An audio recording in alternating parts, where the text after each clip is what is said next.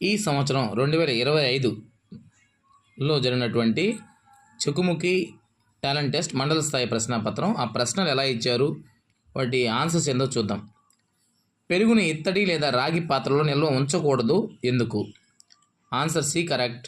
పెరుగులోని ఆమ్లం లోహంతో చర్య జరిపి లవణాలను రూపొందిస్తుంది.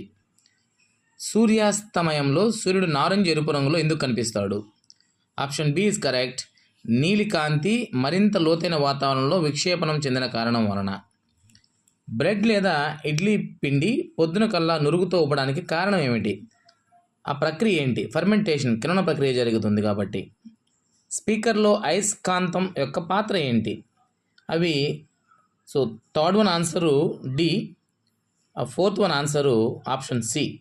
దట్ ఈస్ అవి విద్యుత్ శక్తిని యాంత్రిక శక్తిగా మార్చి శబ్దాన్ని ఉత్పత్తి చేస్తాయి. First question C, and second one B, and third one D, and fourth one C are the correct answers. క్రింది వానిలో కత్తితో సులభంగా కత్తిరించగల క్షార లోహం ఏది? That is sodium. Option D is correct. క్రింది కణాంగాల్లో వేటికి సొంత జన్యు పదార్థం ఉంటుంది? జన్యు పదార్థం ఉండేది మైటోకాండ్రియా మరియు plastids. Option D correct. Option C correct for the sixth question. ఒకే చెట్టుపై విభిన్న రకాల పండ్లను పెంచే విధానం ఏంటి? Answer grafting. Option A correct. నోటిలోని పళ్ళు దెబ్బ తినడానికి ప్రధానంగా కారణమైన బ్యాక్టీరియా ఏంటి? ప్రధాన కారణం ఏంటంటే ఆ బ్యాక్టీరియా దాని పేరు Streptococcus mutans. Option B is correct. మన శరీరంలో ఎర్ర రక్త కణాల శ్మశాన వాటిక అని పిలువబడే అవయవం ఏది?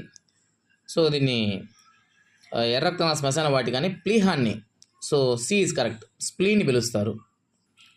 HMTL యొక్క పూర్తి విస్తరణ హైపర్టెక్స్ట్ మార్కప్ లాంగ్వేజ్. బైక్ ఇంధనంలో ఒక ద్రావణం నలిపిన కోడిగుడ్డు పెంకులతో చర్య జరిపినప్పుడు విడుదలైన వాయువు అంటే ఏదైనా